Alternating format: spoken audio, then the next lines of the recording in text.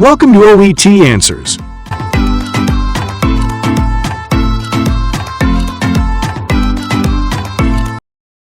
Occupational English Test. OET Answers Practice Test, Listening Test. This test has 3 parts. In each part, you'll hear a number of different extracts. At the start of each extract, you'll hear this sound. You'll have time to read the questions before you hear each extract, and you'll hear each extract once only. Complete your answers as you listen. At the end of the test, you'll have 2 minutes to check your answers. Part A. In this part of the test, you'll hear 2 different extracts. In each extract, a health professional is talking to a patient. For questions 1 to 24, complete the notes with information you hear. Now, look at the notes for Extract 1. Extract 1. Questions 1 to 12. You hear a doctor talking to a patient named Mrs. Thompson about diabetic coma. For questions 1 to 12, complete the notes with a word or short phrase. You now have 30 seconds to look at the note.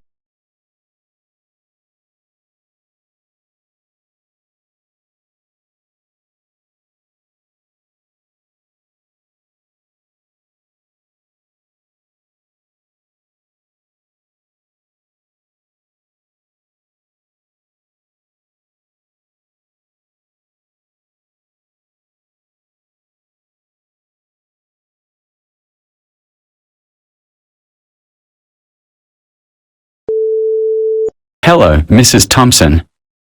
Your primary care physician has referred you to me after noticing some concerns with your blood sugar levels.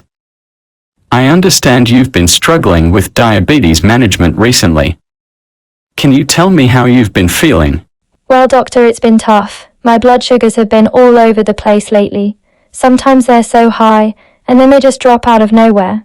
It's really scary, especially when I start to feel dizzy and confused. That sounds alarming, Mrs. Thompson. Have you noticed any particular triggers or patterns in these fluctuations? Not really. I've been trying to eat right and take my insulin as prescribed, but sometimes I feel like I'm losing control. The worst was last week. I felt so weak and I couldn't think straight.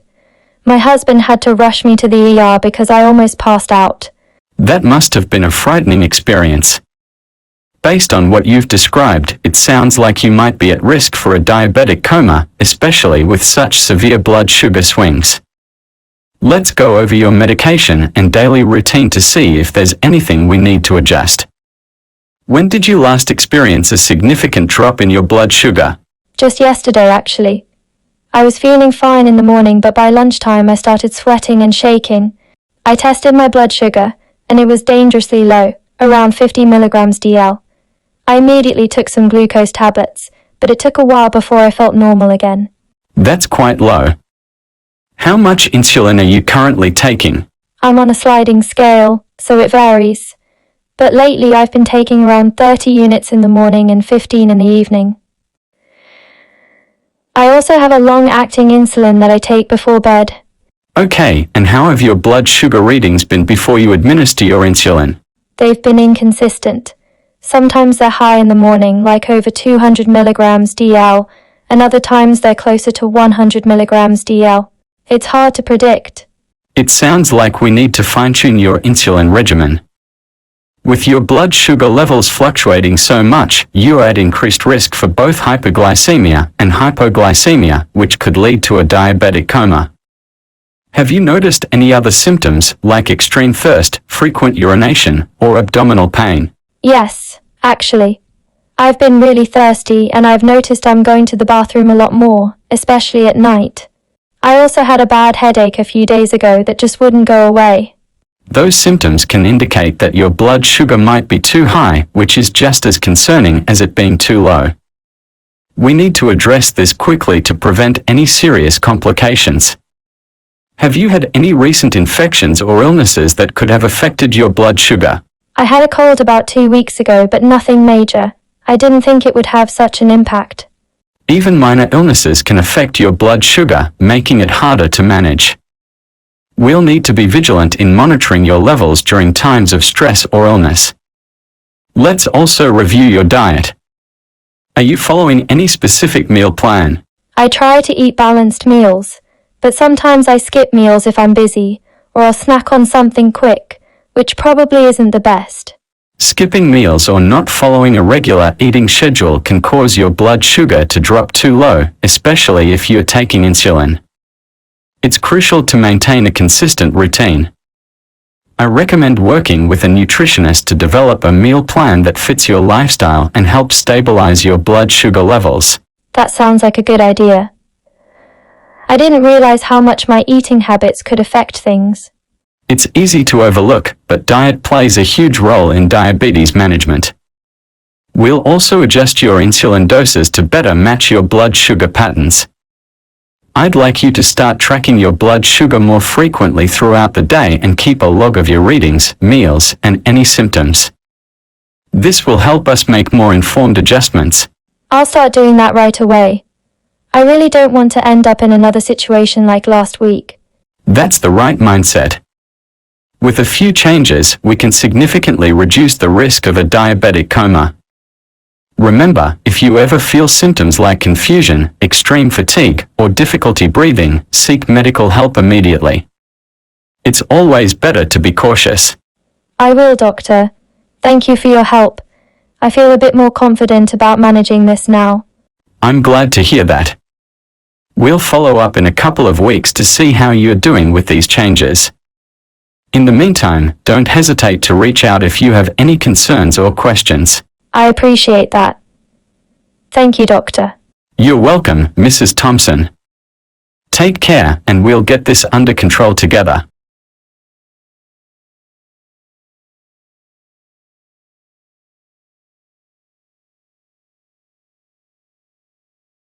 Extract 2. Questions. 13 to 24. You hear a pediatric gastroenterologist talking to a patient called Mrs. Luxes. For questions 13 to 24, complete the notes with a word or short phrase. You now have 30 seconds to look at the notes.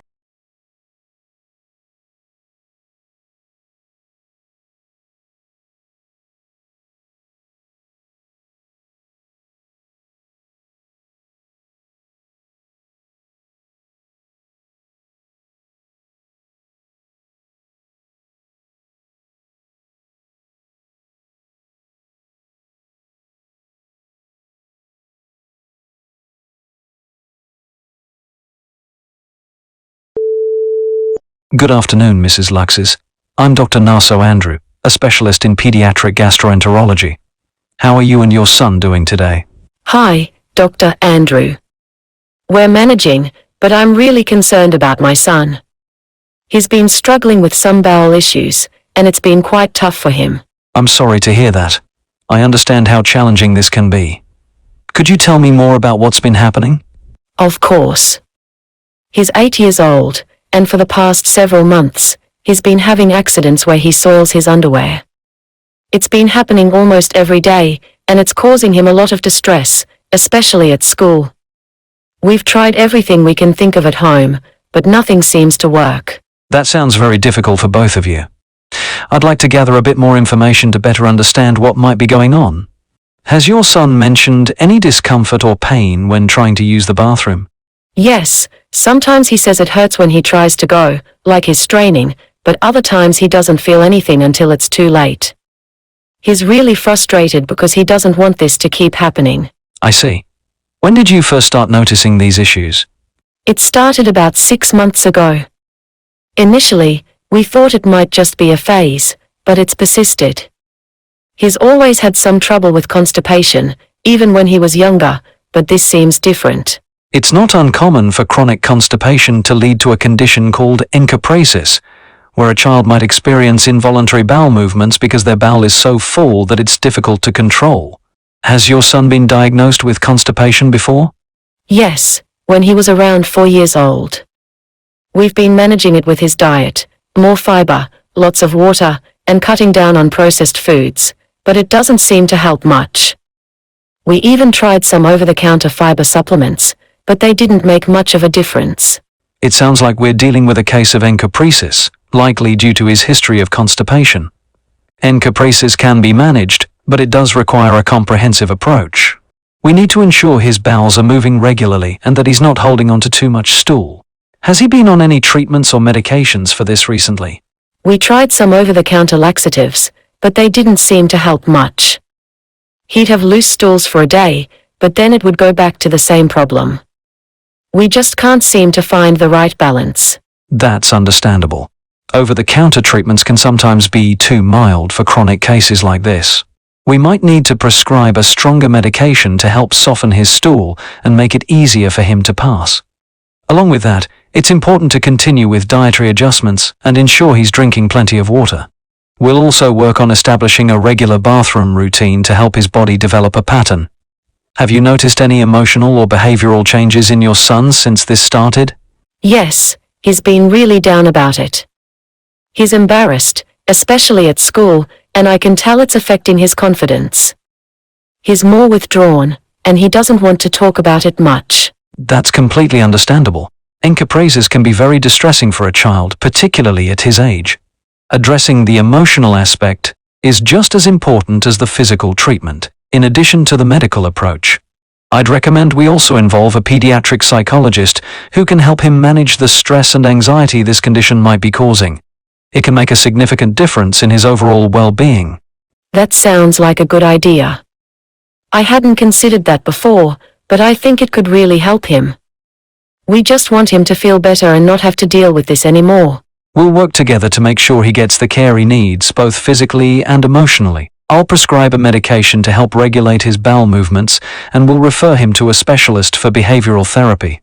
It's important to approach this with patience and understanding, as it can take some time to see improvements. We'll stay in close contact to monitor his progress and adjust the treatment plan as needed. Thank you so much, Dr. Andrew. I really appreciate your help. I feel a lot more hopeful now. You're very welcome, Mrs. Luxes. We're here to support you and your son every step of the way. Please keep us updated on how he's doing, and don't hesitate to reach out if you have any questions or concerns. We'll work through this together. I will.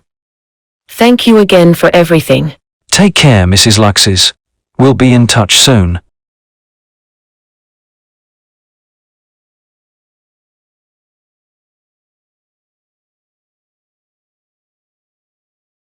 That is the end of Part A. Now look at Part B.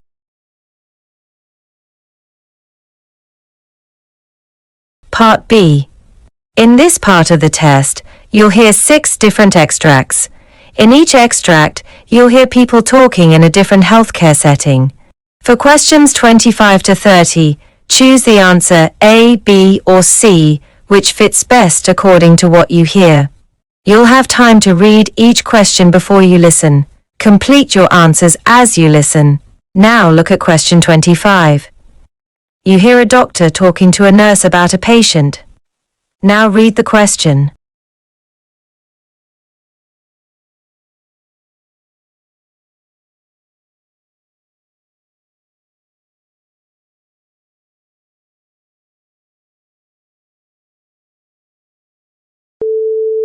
This patient has been on the ventilator for over 48 hours now. His oxygen saturation has been stable, around 94%, which is good. We adjusted the PEEP slightly yesterday to maintain lung expansion, and that seemed to help. How are his breath sounds today? They're clear on the right side, but diminished on the left. Okay, diminished on the left. Any changes in sputum production? It's increased slightly in volume, but no change in color. So, no signs of infection for now. What about his chest X-ray from this morning? It shows a small area of collapse on the left lower lobe. Right, a small atelectasis. If it doesn't resolve soon, we may need to consider bronchoscopy. Is he coughing spontaneously? No, not spontaneously. Okay. We'll monitor closely to ensure it doesn't worsen. Let's also increase the frequency of chest physiotherapy to assist with lung expansion.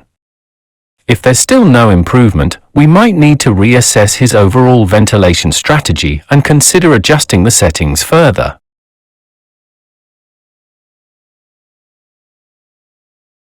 Now look at question 26. You hear a doctor speaking to a patient who has come in with a severe headache. Now, read the question.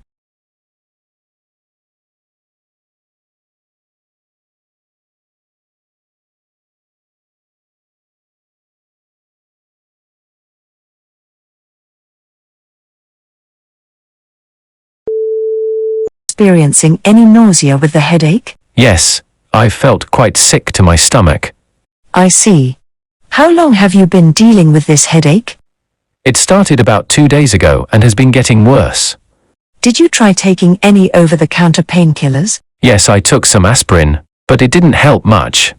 All right. I'm going to check your blood pressure to see if that's contributing to the headache. Your blood pressure is quite high, which could be the cause of the headache and nausea. Given these symptoms, I'm going to start you on an intravenous medication to help lower your blood pressure and relieve your symptoms more effectively. We'll also monitor you closely to ensure that your condition improves and that the medication is working as expected. If necessary, we'll adjust your treatment plan accordingly.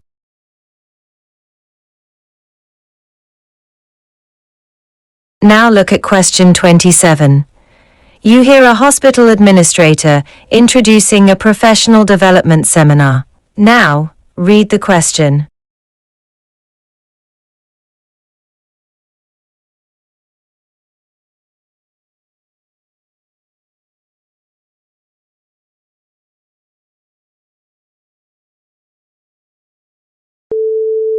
Welcome to this seminar, Effective Communication in Healthcare Settings. My name is Lisa Green, and I'm the Chief Administrator of the Patient Relations Department. Today's seminar is not just about improving your speaking skills.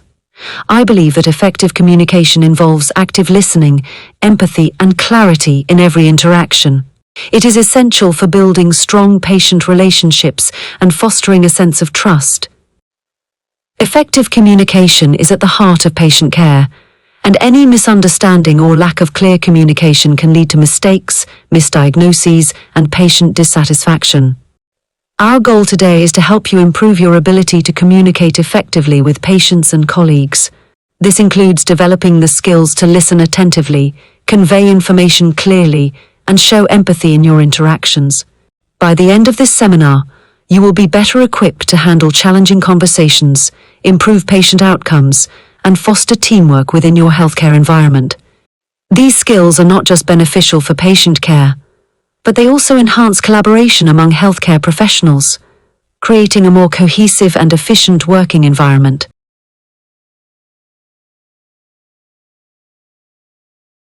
Now look at question 28. You hear a nurse speaking to a cardiologist about a patient. Now read the question.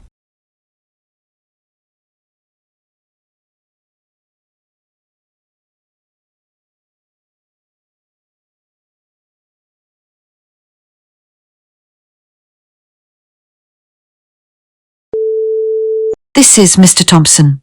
He came in this morning complaining of severe chest pain that radiates to his left arm. He says the pain started about an hour ago while he was gardening. Has he experienced anything like this before? He mentioned occasional chest discomfort in the past, but nothing as severe as today. When we assessed him, he was diaphoretic, with a blood pressure of 150/95 and a heart rate of 105. We've already given him 300 milligrams of aspirin, and his initial ECG shows ST elevation in leads 2, 3, and AVF, indicating a potential inferior myocardial infarction. Any changes after the aspirin? Not much. He still reports pain. We also administered 5 milligrams of morphine, and his pain has decreased slightly. We're preparing him for a troponin test and continuous cardiac monitoring to further assess the extent of myocardial damage and guide our next steps in his treatment.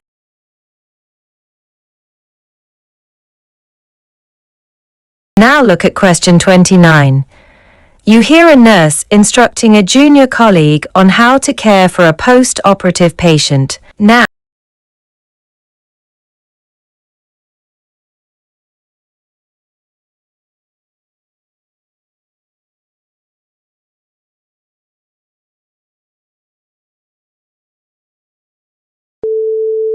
Okay, let's review the patient's post-op care. The surgery went smoothly, but we need to be vigilant about a few things. I'm particularly concerned about any signs of infection at the incision site, so keep an eye out for redness, swelling, or any unusual discharge. Infection can develop quickly and can complicate the recovery process, so it's crucial to monitor this closely, but also, we must monitor for other complications that might not be so visible.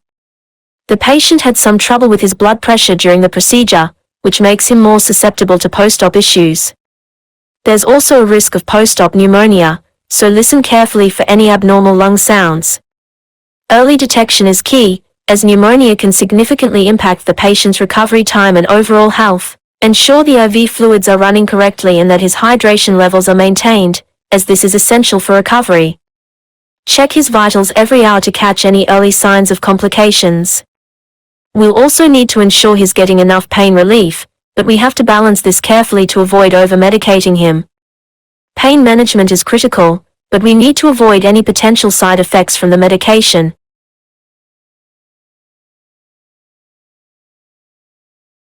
Now look at question 30.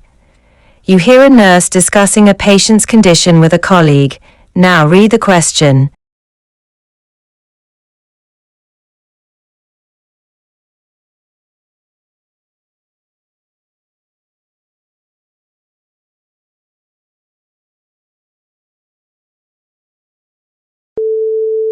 On Mrs. Thompson. Sure, what's going on? Well, her blood pressure is still elevated despite the new medication we started yesterday, but at least her heart rate has stabilized, which is a good sign.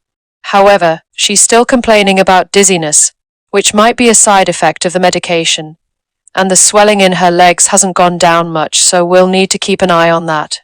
The edema could indicate that her body is still retaining fluid, so we might need to adjust her treatment. We've also been monitoring her kidney function closely, and the results are showing some improvement, though it's still not within the normal range. This is encouraging, but we need to continue monitoring her renal function to ensure it continues to improve. I've already let Dr. Patel know about these developments. Okay, so she's still being monitored closely? Yes, she's under close observation, and they're going to do another round of blood work in the morning to reassess her kidney function.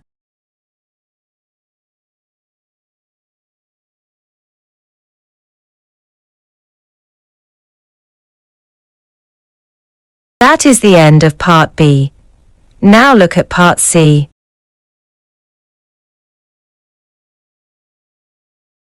Part C. In this part of the test, you'll hear two different extracts. In each extract, you'll hear health professionals talking about aspects of their work. For question 31 to 42, choose the answer A, B, or C, which fits best according to what you hear. Complete your answers as you listen. Extract 1. Questions 31 to 36. You hear a conversation between a journalist and Dr. Sarah Reynolds discussing childhood asthma. You now have 90 seconds to read questions.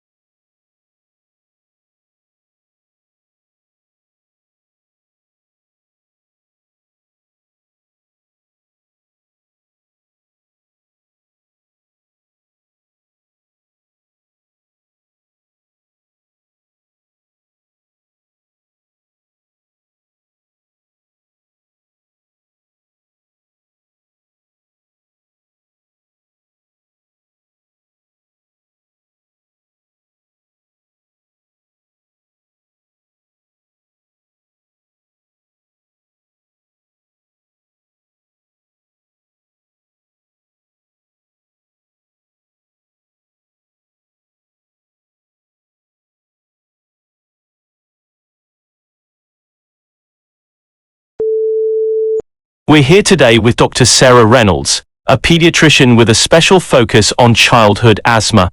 Dr. Reynolds, could you start by explaining what childhood asthma is and how you developed such a keen interest in this area?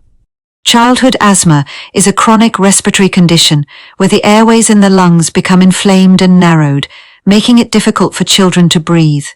Symptoms often include wheezing, coughing, and shortness of breath, especially during physical activity or at night. My interest in childhood asthma grew gradually over my 20-year career as a pediatrician.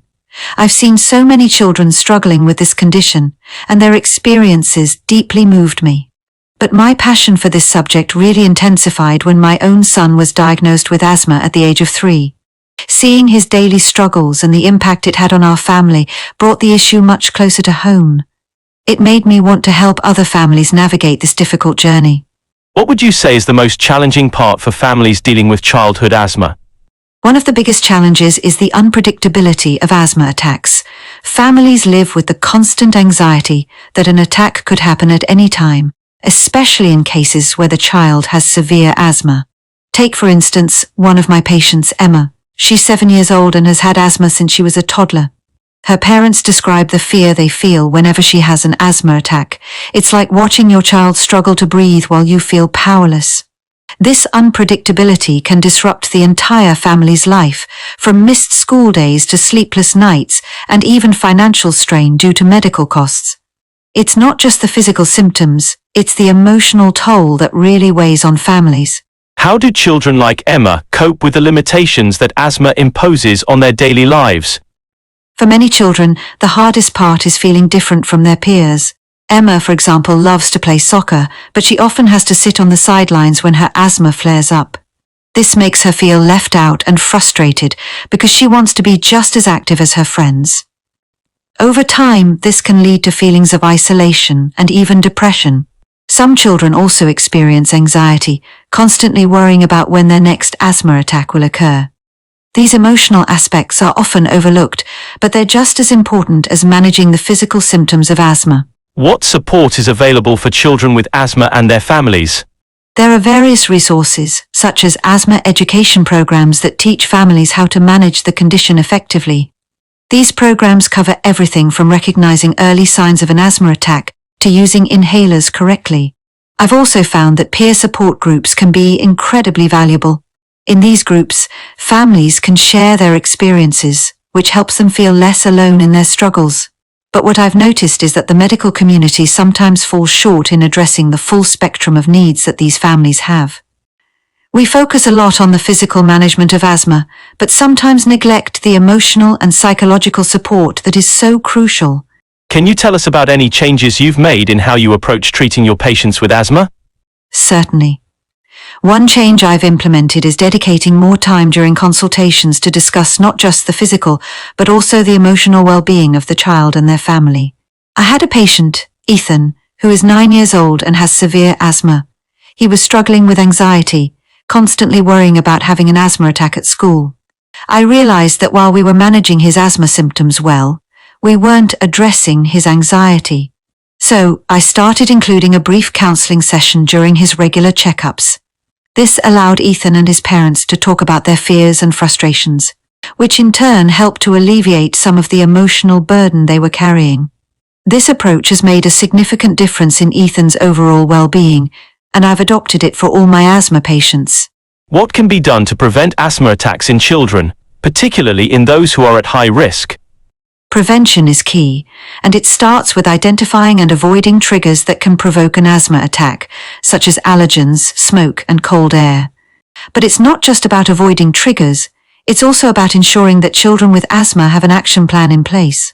This includes having quick access to medications, knowing how to use them properly, and recognizing the early signs of an asthma flare-up. Early intervention can prevent a minor episode from turning into a full-blown attack. Education is crucial here, both for the child and the family. The more they know about managing asthma, the better they can prevent severe episodes. I always tell my patients and their parents that they should never hesitate to seek medical advice if they notice any changes in symptoms. Asthma is a condition that needs constant vigilance, and with the right knowledge and tools it can be managed effectively. Thank you, Dr. Reynolds, for sharing your insights with us today.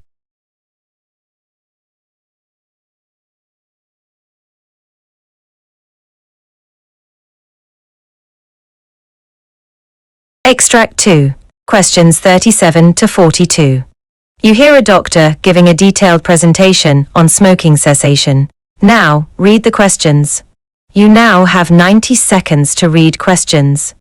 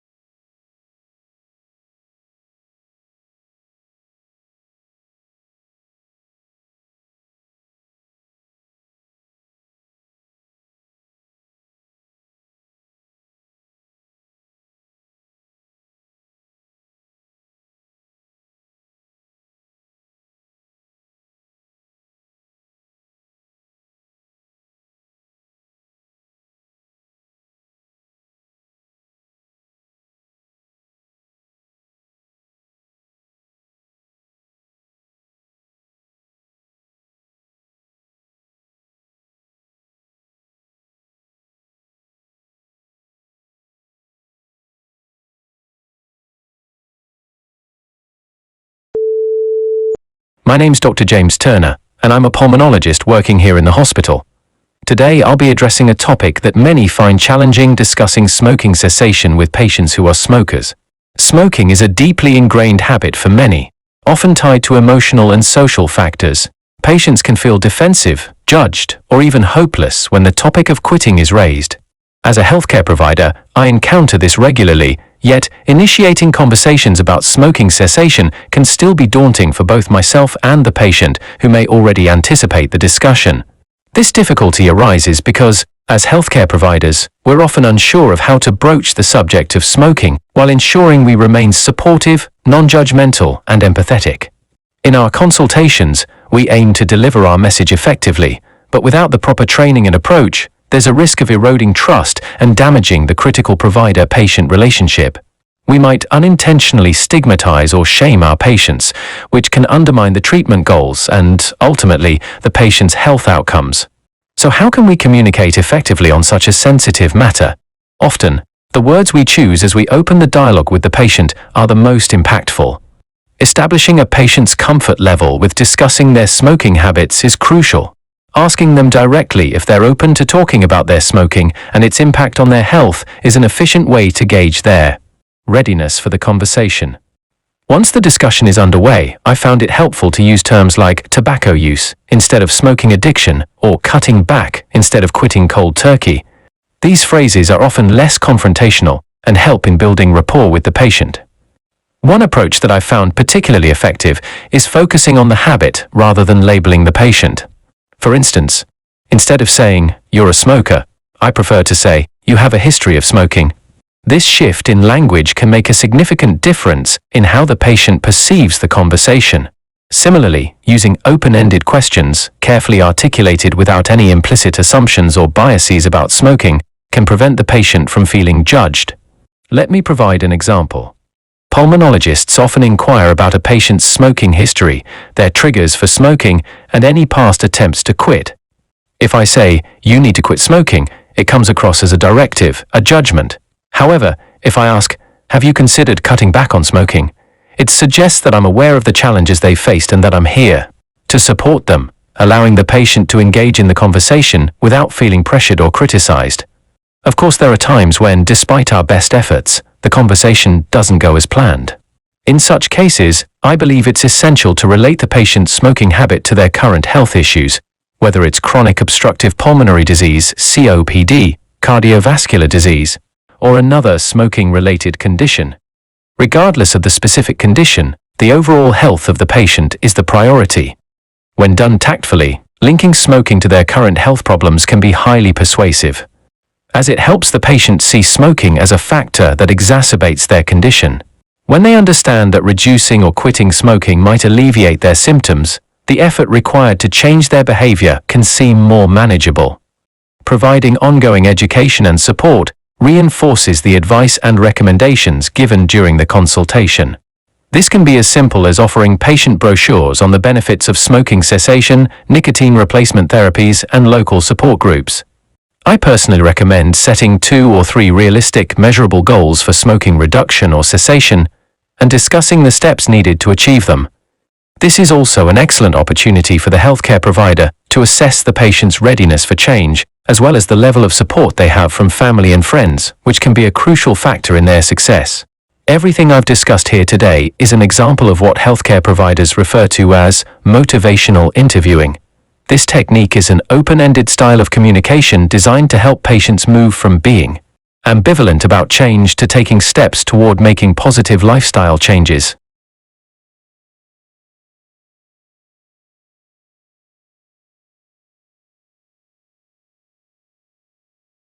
That is the end of Part C. You now have 2 minutes to check your answers.